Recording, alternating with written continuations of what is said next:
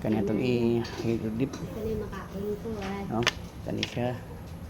Kana atong butangan o masking tape ang edging para dili siya mag-run out. Yan mo na itong hydro dip film. Mo na itong film activator. Nakapinta na niya siya. So ang output niya guys mo ni. Kani siya ang output niya. So magdagdag ta. O kani itong nahuman, kani na side, kani kana. So mag-add ta. Kay mga kator, may itong hydro dip film, ato ni siyang ingatan. Ato siyang ibutang sa tubig. Iwasan nga mapilo. So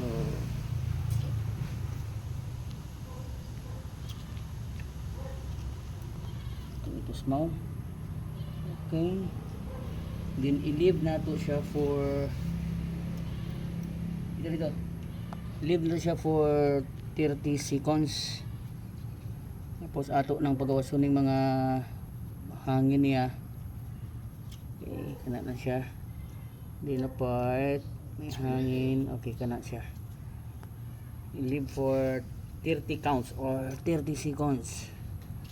So while waiting for 30 seconds, muna giningon nila nga film transfer.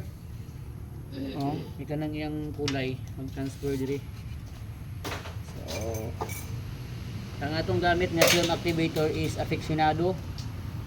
Siya, aficionado na film activator.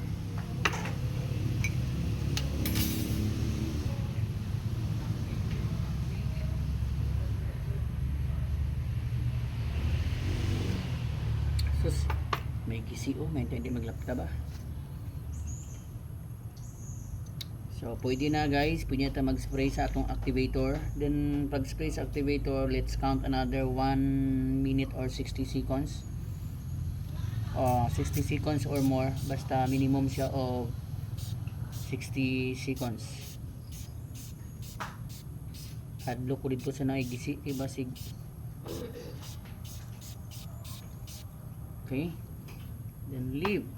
After that, kaniyang atong kuhan.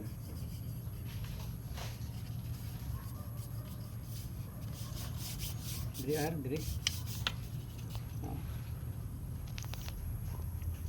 Uy, kuha na, lapta na. Sige.